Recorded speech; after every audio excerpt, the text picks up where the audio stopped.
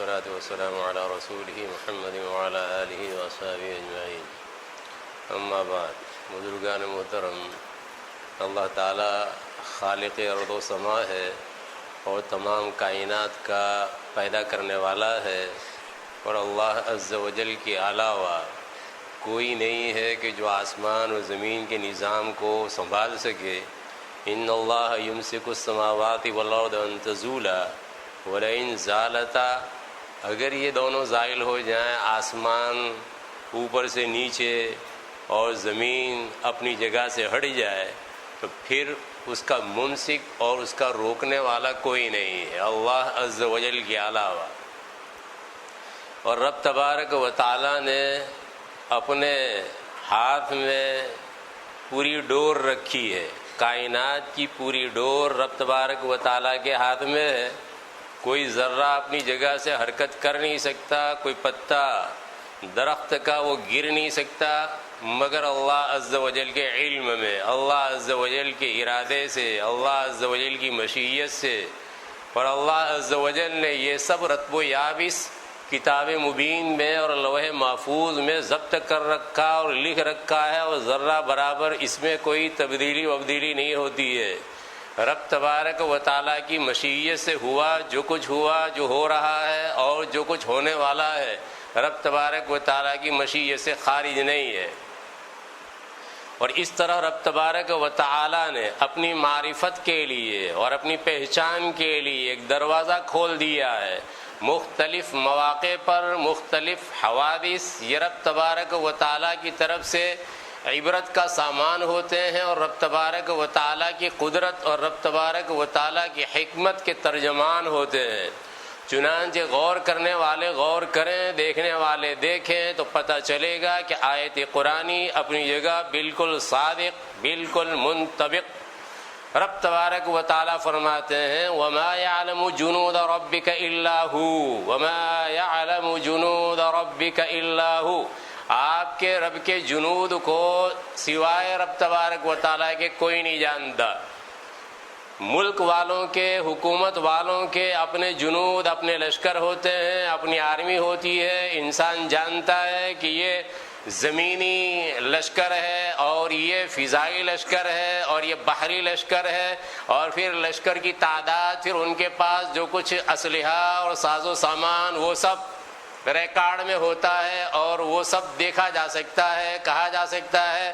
بعض مرتبہ کوئی چھپائے لیکن پتہ چل جاتا ہے آج نہیں تو کل. لیکن بہرحال ایک اندازہ ہوتا ہے کہ اتنا اسلحہ اور اتنا سامان اور اتنا ایٹم بم جو ہے وہ فلاں کنٹری کے پاس موجود ہے. اللہ عز و جل، کہ اللہ عز و جل کے لشکر کو کوئی نہیں جانتا. وَمَا يَعْلَمُ جُنُودَ رَبِّكَ إِلَّا هُوَ. وہ اگر ہلاک کرنا چاہے تو مچھر کے ذریعہ ہلاک کر سکتا ہے، نمرود جیسے کو. رب تبارک و تعالیٰ کی یہ قدرت، اور وہ بھی لنگڑا قسم کا، وہ بھی تنومند، توانا، تندرست، ہیلتھی قسم کا مچھر، اور اس نے مقابلہ کیا ہو نہیں، لنگڑا قسم کا. یہ ما یعلم جنود ربک الا هو. انسان یہ سوچتا ہے کہ ہم اپنے اعتبار سے تدابیر کریں اور ان تدابیر کے نتیجے میں ہم فلاں چیز سے محفوظ رہ جائیں، فلاں مرض سے، فلاں بیماری سے، فلاں وائرس سے ہماری حفاظت ہو جائے. ہاں، یہ انسان کی اپنی سوچ ہو سکتی ہے.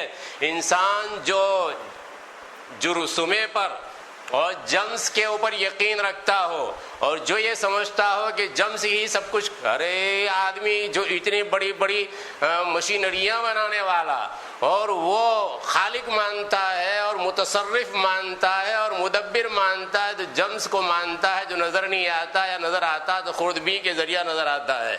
اور وہ ان کا مالک بن گیا کہ وہ جب چاہے گھومے پھرے یہاں سے وہاں اور وہاں سے یہاں، اور اس کے نتیجے میں پوری دنیا میں زیر و زبر کر کے رکھ دے. یہ کیا چیز ہوئی ہے انسان؟ تجھے کیا ہو گیا؟ تو پاگل ہو گیا؟ تو دیوانہ ہو گیا؟ ایک طرف تو اپنے ذات میں سمجھتا ہے کہ میں سب کچھ ہوں اور میں یہ کر سکتا ہوں، میں وہ کر سکتا ہوں، اور دوسری طرف تو ان جرثومے کے پیچھے اور جمس کے پیچھے چلا گیا اور یہ سمجھنے لگا کہ یہی سب کچھ ہے. اور دنیا کے اندر میں جو کچھ چلے گا اسی کا راج چلے گا، اسی کی حکومت چلے گی. جب تک وہ چاہیں گے، جب تک چاہیں گے حکومت کرتے رہیں گے، اور وہاں تک انسان بے بسی کا پتلا بنا ہوا رہے گا اور غور و فکر کرتا رہے گا کیا علاج ہے اور کس طریقے سے ان کا دفاع کیا جا سکتا ہے اور ان کو دفع کیا جا سکتا ہے اور دور کیا جا سکتا ہے. نبی اکرم صلی اللہ تعالی علیہ وسلم نے ایمان بالقدر کا حکم دیا. اللہ عز و جل نے قرآن مجید میں جا بجا اس حقیقت کو واشگاف کیا اور جا بجا اس حقیقت کو کھولا اور اس بات کا یقین دلایا کہ وہی چیز ہوگی جو اللہ عز و جل کی یہاں مقدر ہوگی، باقی کچھ نہیں ہوتا ہے. اللہ عز و جل کے قضاء اور قدر پر ایمان اور یقین ایک مومن کے لیے لابدی اور ضروری اور اس کے ایمان کا حصہ ہے. اس کے بغیر اس کا ایمان تام نہیں، اس کا ایمان مکمل نہیں ہے. لہذا مسلمانوں کو تو اس بات کا یقین ہونا چاہیے کہ جو کچھ ہو رہا ہے وہ رب تبارک و تعالیٰ کے حکم سے ہو رہا ہے اور رب تبارک و تعالیٰ کی مشیت سے ہو رہا ہے. لیکن دوسری طرف احادیث طیبہ میں اس بات کی بھی وضاحت کی گئی ہے اور اس بات کو بھی سمجھایا گیا ہے کہ دنیا دار الاسباب ہے، لہذا اسباب کو بھی اختیار کرنا ہے. چنانچہ نبی اکرم صلی اللہ تعالی علیہ وسلم نے ارشاد فرمایا وَإِذَا سَمِعْتُمْ بِهِ بِأَرْضٍ، جب تم طاعون کے بارے میں، پلیگ کے بارے میں آپ علیہ الصلوۃ والتسلیم ارشاد فرما رہے ہیں کہ جب تم اس کے بارے میں سنو کسی زمین میں فَلَا تَقْدَمُوا عَلَيْهِ، تو پیش قدمی مت کرو، وہاں مت جاؤ، وہاں جانے سے اپنے آپ کو باز رکھو، روکے رکھو. وَإِذَا وَقَعَ بِأَرْضٍ، اور جب کسی زمین میں واقع ہو اور وَأَنْتُمْ بِهَا، تم وہاں پر موجود ہو، تو پھر فَلَا تَخْرُجُوا فِرَارًا مِّنْهُ، تو اس سے فرار اختیار کرتے ہوئے وہاں سے خروج اختیار مت کرو. اب یہاں دنیا دار الاسباب اس اعتبار سے آپ علیہ الصلوۃ والتسلیم نے یہ سبب بیان فرمایا کہیں ایسا نہ ہو کہ ضعیف الاعتقاد مسلمان ہو اور وہ یہ خیال کرے کہ میں اس بستی میں گیا اس کی وجہ سے جمس مجھے لگ گیا، نہیں بیماری مجھے لگ گئی. حقیقت میں بیماری لگانے والا وہ رب تبارک و تعالیٰ ہی، لیکن ہو سکتا ہے کہ اس کے جانے کے نتیجے میں وہ یہ خیال کرے اگر بیماری لگا دی اللہ عز و جل نے کہ ہاں میں اس بستی میں گیا تھا اس وجہ سے بیماری لگ گئی. لہذا آپ علیہ الصلوۃ والتسلیم نے اس کے ایمان کی حفاظت کے لیے فرمایا کہ تمہیں پیش قدمی نہیں کرنا، آگے نہیں بڑھنا ہے، اور اگر تم وہاں ہو تو وہاں سے بھاگو مت، اس لیے کہ اگر تم وہاں سے بھاگے اسے بچنے کے لیے کسی اور بستی میں چلے گئے، ہو سکتا ہے وہاں کسی کو اللہ نے بیماری لگائی، لوگ یہ سمجھیں گے یہ آدمی فلاں بستی سے آیا، چائنا سے آیا، فلاں سے آیا، اور اس کے نتیجے میں جو نہ کرنا تھا وہ کرنا ہو گیا، نہ کرو نہ. تو حاصل کیا ہوا کہ لوگوں کی ایمان کے بگاڑ کا اور عقیدے کے بگاڑ کا سبب بن سکتا تھا، اسی آپ علیہ الصلوۃ والتسلیم نے منع فرمایا. ایک بات اور بھی ہے، اور وہ بات یہ ہے کہ آپ علیہ الصلوۃ والتسلیم فرما رہے ہیں کہ بھاگنا نہیں ہے، اس لیے کہ اگر تم بھاگے تو اب یہاں جو رہ گئے ہیں ان میں کسی کا انتقال ہوا، ان میں جو بیمار ہیں ان بیماروں کی تیمارداری کرنا ہے اور ان کا علاج اور معالجہ تو وہ کون کرے گا؟ سب صحت مند اور تندرست اگر بھاگ جائیں گے تو. اس لیے آپ علیہ الصلوۃ والتسلیم نے فرمایا کہ اس بستی کو ترک نہیں کرنا، اس بستی کو چھوڑنا نہیں ہے. ٹھیک، یہ تو تعاون کے بارے میں آپ علیہ الصلوۃ والتسلیم نے فرمایا. دوسری طرف آپ علیہ الصلوۃ والتسلیم حفاظتی تدابیر کے طور پر یہ بھی فرما رہے ہیں فر من المظلوم کما تفر من الاسد، جزامی سے ایسے بھاگو جیسے تم شیر سے بھاگتے ہو. آپ علیہ الصلوۃ والتسلیم نے یہ سبب کے درجے میں فرمایا، جیسے وہاں یہ فرمایا تھا تعاون زدہ علاقے میں مت جاؤ، وہاں اگر ہو تو وہاں سے راہ فرار اختیار مت کرو. دوسری طرف یہ تدبیر بیان کی جا رہی ہے، آپ علیہ الصلوۃ والتسلیم فرما رہے کہ جزامی آدمی ہو تو اسے بھاگنا چاہیے، کہیں ایسا نہ ہو کہ اس کے ساتھ اختلاط ہوا، ملنا جلنا ہوا، ملاقات ہوئی اور اس کے نتیجے میں تمہیں بیماری لگ گئی، تم نے یہ خیال کیا کہ یہ چیپی روگ ہے، اس کے ساتھ بیٹھا تھا اس کی وجہ سے یہ مرض اس کو ہو گیا. تو آپ علیہ الصلوۃ والتسلیم وہی ایمان کی حفاظت کے لیے، عقیدے کی حفاظت کے لیے فرما رہے ہیں کہ اس کے ساتھ اختلاط مت کرو، بھاگو. کما تفر من الاسد پہلے آ چکا ہے کہ نبی اکرم صلی اللہ تعالی وسلم کا زمانہ آج جیسا زمانہ نہیں تھا کہ یہ جدید ٹیکنالوجی اور یہ سائنس اتنے عروج کے اوپر. آپ علیہ الصلوۃ والتسلیم فرما رہے ہیں جس طریقے سے شیر سے بھاگتے ہو کہ اس کے جو جمس ہوتے ہیں وہ شیر کے مشابہ ہوتے ہیں. آپ علیہ الصلوۃ والتسلیم فرما رہے ہیں، اس زمانے میں فرما رہے ہیں یہ جزام کے جو جمس ہوتے ہیں کہ وہ جمس وہ شیر کی شکل کے، کما تفر من الاسد. وما ينطق عن الهوى ان هو الا وحی یوحی. لیکن دوسری طرف حضرت جابر رضی اللہ تعالیٰ عنہ کی روایت ایک جزامی ہے جو جزامی کے ساتھ آپ علیہ الصلوۃ والتسلیم نے کھانا تناول فرمایا. آپ نے فرمایا ثقۃ باللہ وتوکلا علیہ، اللہ پر اعتماد کرتے ہوئے، اللہ کے اوپر بھروسہ کرتے ہوئے کھانا کھا رہا ہوں، تمہارے ساتھ کھانا کھا رہا ہوں. حضرت مولانا شاہ فضل الرحمان گنج مراد آبادی رحمۃ اللہ علیہ نے ایک جزامی کو اس حدیث پاک پر جو حضرت جابر رضی اللہ تعالیٰ عنہ سے مروی جس میں آپ علیہ الصلوۃ والتسلیم نے جزامی کے ساتھ مل کر کھانا کھایا اس پر عمل کیا. حضرت شاہ فضل الرحمان گنج مراد آبادی رحمۃ اللہ علیہ نے وہ جزامی اچھا ہو گیا، ٹھیک ہو گیا. بہرحال میں یہ عرض کر رہا ہوں کہ دنیا دار الاسباب، تو دنیا دار الاسباب ہونے کے ناطے آپ علیہ الصلوۃ والتسلیم یہ اسباب بیان فرما رہے ہیں. اب اگر یہ کہا جائے کہ یہ کون سی عقل مندی ہے کہ جس علاقے میں ہے اس علاقے سے جو صحت مند اور تندرست آدمی ہے اس کو بھاگنا نہیں ہے، ہو سکتا ہے کہ بھاگے تو جان بچ جائے، یار کیا ضروری ہے. ہو سکتا ہے کہ جس جگہ گیا وہاں بھی اس کا پیچھا کیا اس جمس نے، وہ جمس ہی میں بول رہا ہوں، تو جمس نے پیچھا کیا اور اس کے اینما تکونوا یدرککم الموت ولو کنتم فی بروج مشیدہ، وہ تو موت جہاں کہیں تم جاؤ گے تو وہاں تم کو آ دبوچے گی، چاہے ظاہر اسباب اور وسائل کیسے ہی تم اختیار نہ کر لو. مضبوط سے مضبوط اور زیادہ سے زیادہ حسین اور محسون قلعے کے اندر میں تم اپنے آپ کو محبوس اور مقید کر دو، لیکن موت وہاں پر بھی آ کر رہے گی. حضرت داؤد علیہ الصلوۃ والتسلیم تشریف لے گئے کہیں اور ان کا معمول یہ تھا کہ وہ دروازہ بند کر کے جاتے تھے تو دروازہ بند کیا. بڑے غیرت مند تھے حضرت داؤد علیہ السلام، روایت میں ایسا آیا اور اس روایت کے بارے میں حافظ عماد الدین ابن کثیر رحمۃ اللہ علیہ فرماتے ہیں کہ اسنادہ جید قوی، اسناد جو وہ قوی ہے اور اس کی سند جو ہے بہت اچھی ہے، بہت عمدہ ہے، لیکن بہت عمدہ نہیں ہے. حافظ عماد الدین ابن کثیر رحمۃ اللہ علیہ فرما رہے ہیں لیکن اس میں مطلب کا سماع حضرت ابو ہریرہ رضی اللہ تعالیٰ عنہ سے نہیں ہے، اس اعتبار سے روایت میں ضعف ہے، انقطاع پایا جا رہا ہے. بہرحال اس روایت باقی جو روایت ہے وہ سب ٹھیک ٹھاک ہیں، برابر ہیں، لیکن مطلب کا سماع حضرت ابو ہریرہ رضی اللہ تعالیٰ عنہ سے نہیں. تو اس روایت میں جو امام احمد بن حنبل رحمۃ اللہ علیہ نے ذکر فرمائی، حضرت داؤد علیہ السلام غیرت مند باہر گئے، دروازہ بند کر گئے. انڈیا پاکستان بنگلہ دیش کے اعتبار سے سمجھنا تھوڑا مشکل ہوتا ہے، یہاں کے اعتبار سے تھوڑا آسان ہوتا ہے. تھوڑی دیر کے بعد داؤد علیہ السلام کی زوجہ اور بیوی نے یہ دیکھا کہ بیچ میں ایک آدمی جو وہ کھڑا ہے، جیسے یو پی کے اسٹائل کے جو مکان ہوتے ہیں کہ اس میں چاروں طرف جو ہے وہ کمرے ہوتے ہیں اور بیچ میں جو ہے وہ کھلا ہوا ہوتا ہے، تو اس انداز کا ہوگا، میں کہہ رہا ہوں اس انداز کا ہوگا.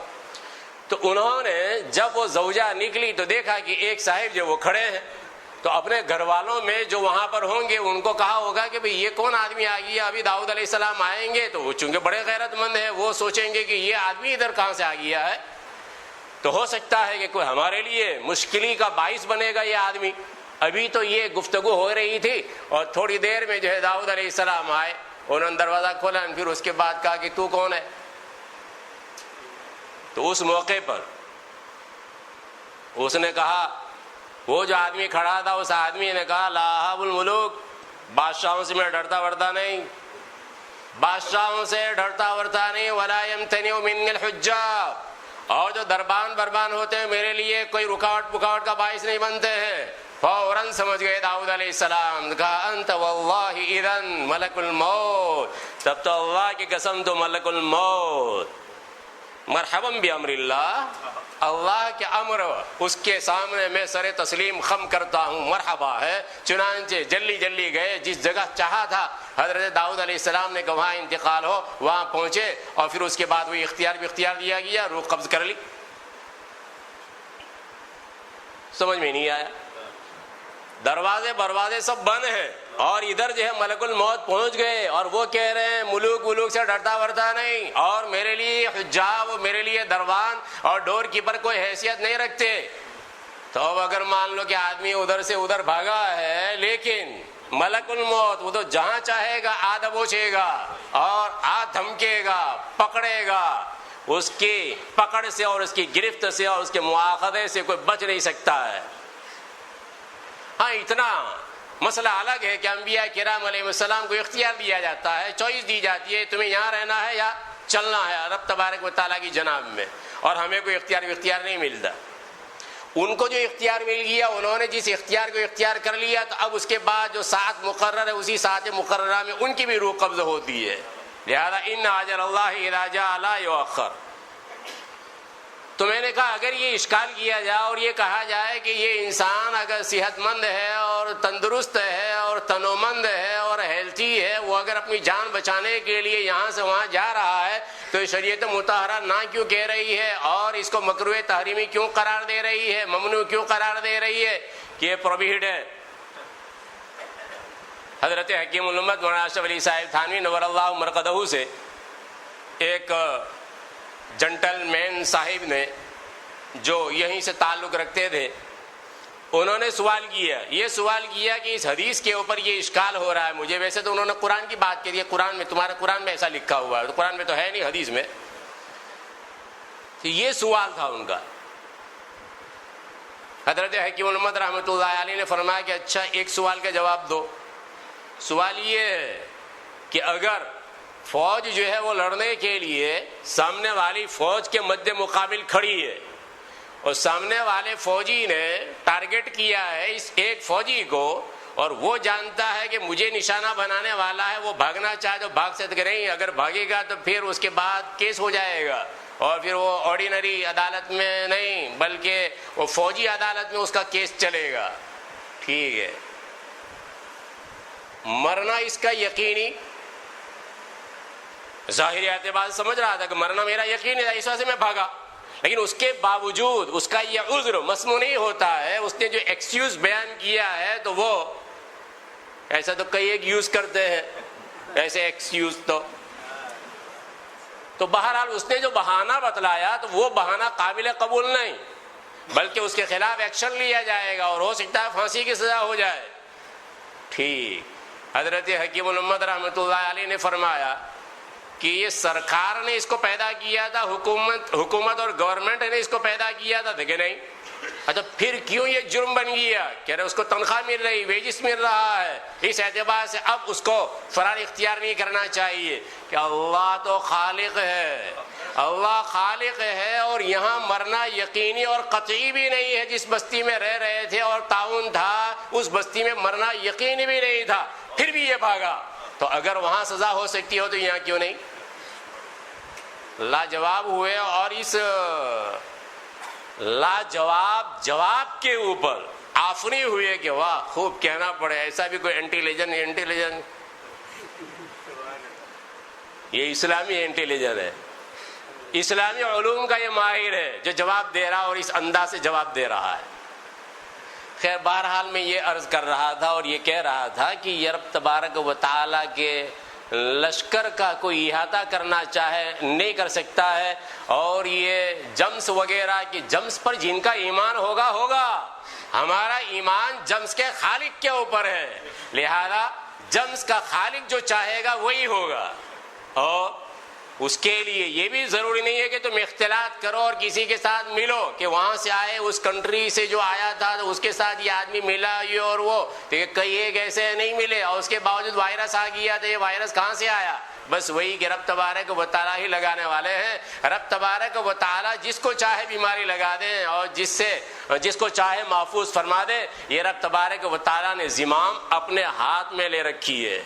بہرحال دوسروں کے لیے جو کچھ اسباق ہوں گے، ہمارے لیے سب سے بڑا سبق یہ ہے کہ یہ خوف یا ڈر یہ کوئی چیز نہیں ہوگا، وہی جو رب تبارک و تعالیٰ نے چاہا ہوگا. رب تبارک و تعالیٰ کی مشیت کے بغیر جب ایک ذرہ حرکت نہیں کر سکتا اور ایک پتا گر نہیں سکتا ہے تو پھر یہ جو کچھ ہو رہا ہے کائنات میں، اس کائنات میں ہونے کے پیچھے رب تبارک و تعالیٰ ہی کا دست قدرت کار فرما ہے، اس کے بغیر کچھ بھی نہیں ہے. نہ کوئی جانور بیماری پھیلاتا ہے نہ کوئی اور بیماری پھیلاتا ہے. بیماری کا تعدیہ اپنی ذات کے اعتبار سے نہیں، رب تبارک و تعالی بہر صورت متصرف ہے، بہر صورت وہی مدبر ہے، اور یہ پوری مملکت کو چلانے والے رب تبارک و تعالی ہی ہے. اس ایمان باللہ اور ایمان بالقدر اور ایمان بالقضاء کی پختگی کی ضرورت ہے. وہ جس قدر قوی ہوگا، پختہ ہوگا، اس کے بعد کسی قسم کا کوئی خوف اور کسی قسم کا کوئی ہراس اور کسی قسم کی کوئی سہم کی کیفیت مومن کے اوپر طاری نہیں ہو سکتی ہے. دوسرے پریشان ہوں باقی ہمیں پریشان ہونے کی کوئی ضرورت نہیں ہے. رب تبارک و تعالیٰ جو کچھ کہا گیا ہے صحیح معنی میں سمجھنے کی اور قابل عمل چیزوں پر عمل کی توفیق مرحمت فرمائے. آمین. وآخر دعوانا الحمدللہ رب العالمین.